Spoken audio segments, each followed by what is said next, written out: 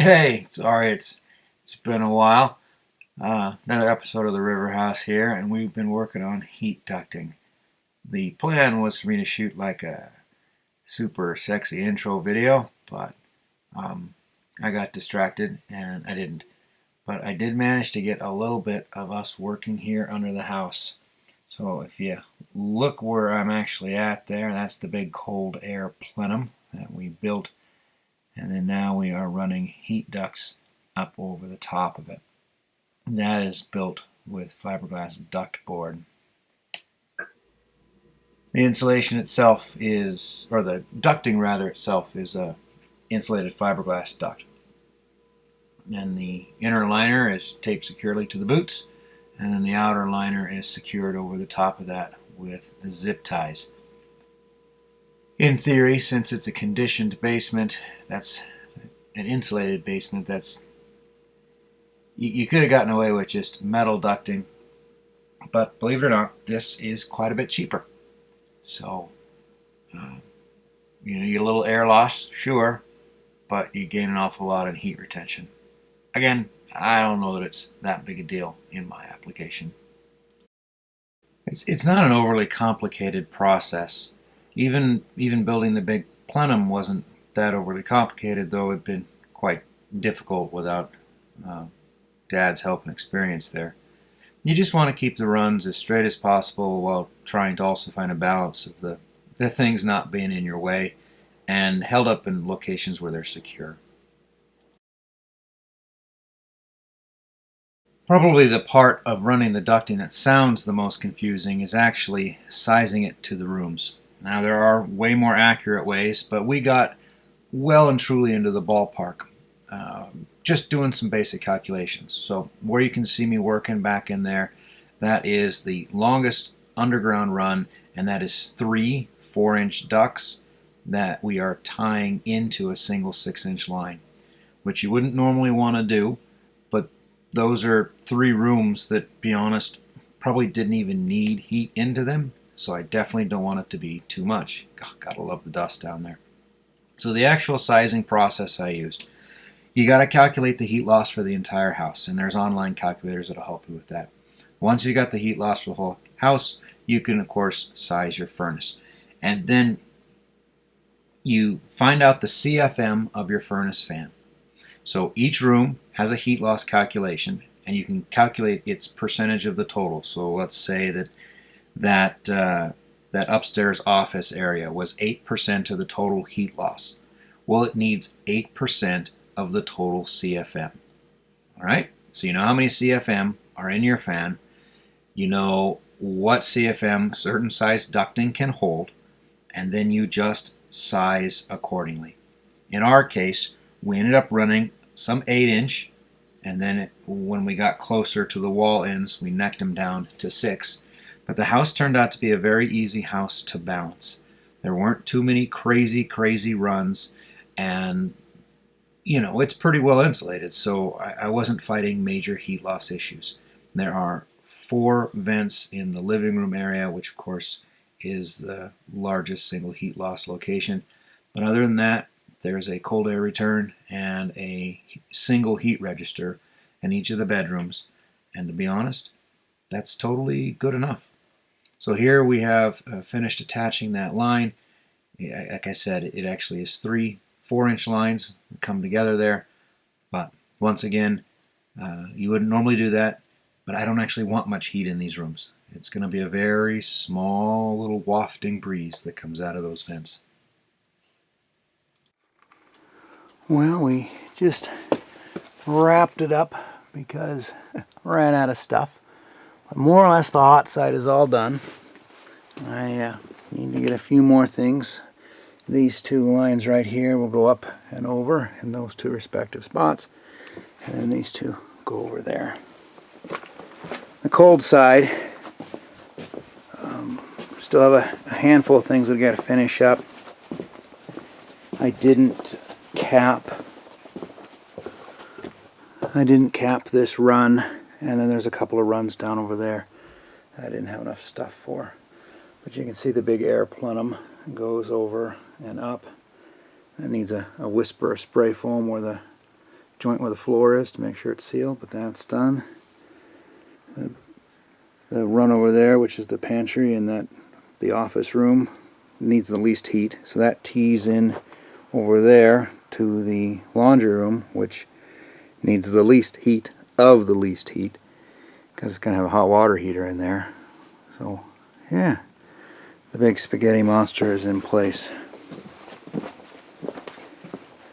And my air filter box will be right there. That's not too bad. I can just go up and yank that. So I'm pleased. As always, couldn't have done it without Dad, who can pretty much build anything. It looks as professional as any others I've seen. I believe it'll work just fine. It has been a rather busy stretch of time, even since that last little update I popped to you guys. This is a full episode. Not much of one, but it is. Since then, we had half the high school teachers test positive for COVID. Not me yet. So we had to put the high school remote, and then one of the cafeteria staff tested positive. And so we went from the high school being remote but limping the rest of the school along. There's only so many subs, right? That's the issue.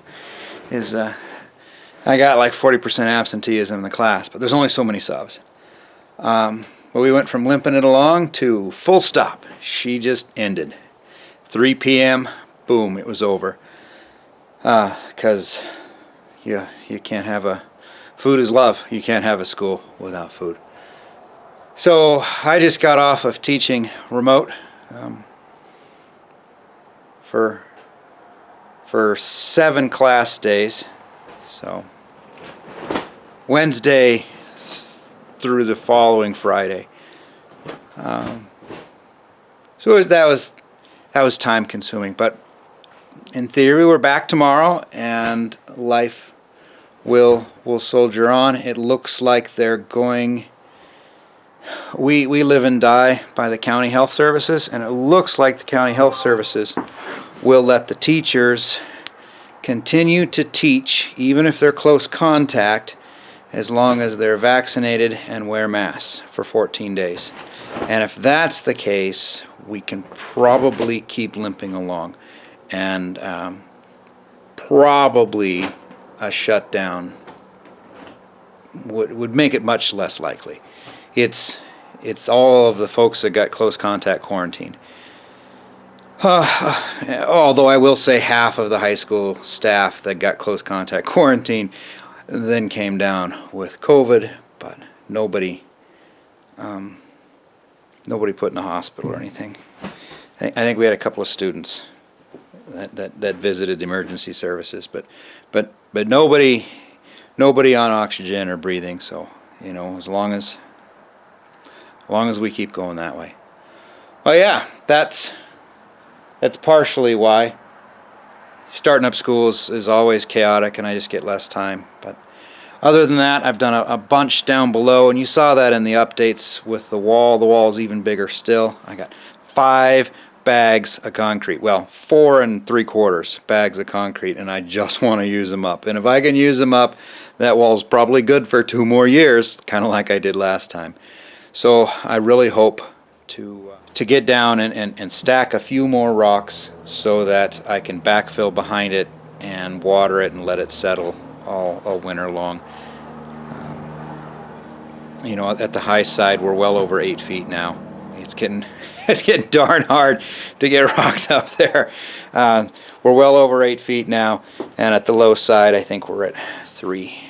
Kind of slopes down. But we are now past the sewer line, which was one of the things I was truly hoping for. I'd like to get one more big rock past the sewer line and all that tied in, and get that part of the bank up to 3 or 4 feet so that I could backfill that and let it sit, because I'm not really worried about anything moving, but if anything's gonna move, I don't want it to move around the sewer line. It's already been pointed out to me, if I have any problems, you're going to be tunneling under that massive rock wall, but It's not like it's going to fall on you, so I guess that's okay. I think we're good. Everybody's happy and healthy, and hopefully that's the case where you are. So from all of us to all of you, it's been a long time coming, but thanks for watching. Spooky. An addendum. It's been a few days later. I thought I'd add on that in the meantime, I've been trying very hard to get all of the cold air return wood parts. I'm using the bays as cold air runs. Metal ducting would be better. Have you met me yet? I'm doing it that way. Anyways, and I've got basically all of them done. So we have that one right there. That's the craft room. They had to be extended to the far side, with the exception of one over here, which was mildly tricky because there's two runs in that bay.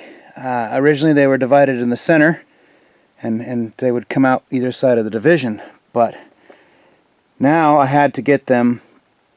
We've got room for one run on the other side of that beam if we ever expect to easily maintain the furnace, if we ever have to pull the furnace fan out, for instance. So there's room for one duct over there. Otherwise, they got to come over into that massive chunk. So there's lots of room over there. So I had to build a double level duct, and I don't even want to go into how much time I spent on what is a rather serious concoction. But if you build it laying on your back, trying to run a skill saw without hacking off your leg in the middle of the rocky boulder patch and dirt, I suppose that adds some time. I also managed to get them all caulked, at which point I noticed that I got some quality tools here. Look at that. Made in China. Yeah. C-H-N-A. If you ever visit the great country of China, by God, you give them my compliments. Let's see. Other than that, it's entirely possible that the windows will leave the factory tomorrow. Of course, that estimate was from 3 weeks ago. But that's on the delivery slip. Tomorrow is when they leave the factory. So I might even have my windows by, like, I don't know, Friday or Saturday, though. It'll probably be Monday, and I don't know how that'll work with work. Speaking of work, we are barreling towards homecoming, and of course yours truly is in charge of doing that. So I've got to figure out a way to get the entire school together, not once, not twice, but 3 separate times, all of them in one spot, cheering and screaming and whatever. And as per Montana law, I'm not allowed to ask anybody to even take the smallest precautions. We made it illegal, literally illegal, to say, hey guys, could ya, I don't know, stand farther apart, maybe wear a mask, right? Can't do a thing. So I've got to somehow go ahead and get this whole school together without close contact in the football team. I'm not really worried about them necessarily health-wise. I accept that's a very small risk. CDC guidelines, I could take out the entire football team on homecoming night. Oh man, because the first of my festivities is 4 days prior, then 1 day prior, then day of. So that's plenty of time for contact tracing. Anyways, yeah, I guess I'm a little loopy, but yeah, that there is your update. Was there anything else? Oh, I can show you my newest drill. Oops. SDS Plus, not SDS Max. I knew there was a reason it was too cheap. Anyways, this is a 5/8, big old deep one, because on the far side of the house over there, right up against the wall, I'd show you, but it's dark outside, right up against the wall is a big slab, and I just don't trust it. I just don't trust it not to move eventually. So my hope, if I get one hole out of this thing full depth before it turns to mush, I'll accept it. 2 holes, you'll have a happy man. 3 holes, and I'll marry the thing. But my hope is to get some, and then hammer 5/8 rebar down inside, and then cement over the tops. Just a mechanical pin, so that nothing can slip slide. I'm just really sure if I got the excavator on top of it, it would take almost nothing to pop that piece loose. But there's no way to get the excavator on top of it, so I'm gonna try to pin her in place. Wish me luck. You might see me with like half a drill bit, because yeah, I've twisted off bits that were a lot bigger around than that. So, anyways, the door is banging. That's Mother Nature kicking me in the ass, because I still got to go back to school tonight. Ruin homecoming. Anyways, this truly is the end of this video. Thank you all for watching. Stay safe, be happy. Gotta go turn me some lights off.